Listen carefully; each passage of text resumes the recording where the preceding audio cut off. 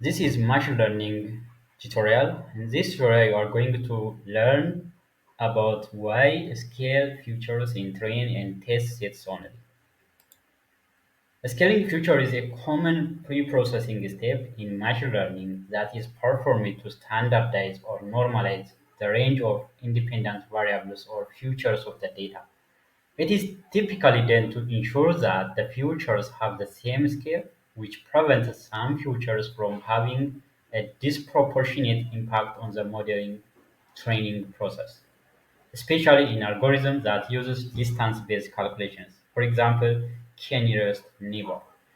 When we talk about scaling features in train and test sets only, we are referring to the practice of fitting the scalar using standard scaler and min-max scaler only the training data and then applying the same scaling transformation to both the training and test datasets.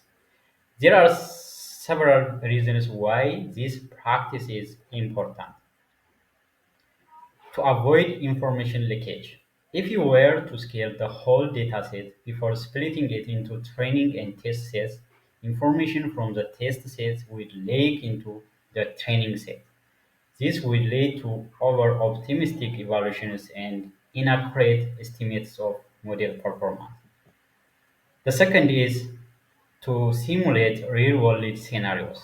In real-world scenarios, the model is trained on historical data, and during deployment, it encounters new data that was not part of the training set. Therefore, the scaling process should simulate this scenario by ensuring that the model is exposed to unseen data with a similar scale distribution during the testing phase.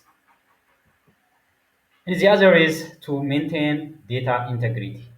Scaling should not change the underlying distribution of the data, especially when it comes to the test set. By applying the same scaling parameters as those used in the training set, you maintain the integrity of the data and ensure that the model is tested on data that is representative of what it will encounter during deployment. The last reason why this practice is important to ensure consistency between the train and test sets. If you scale the features in the train and test sets differently, the model will have learned different representations of the features in each set. This can make it difficult for the model to generalize to the test set and can lead to lower performance.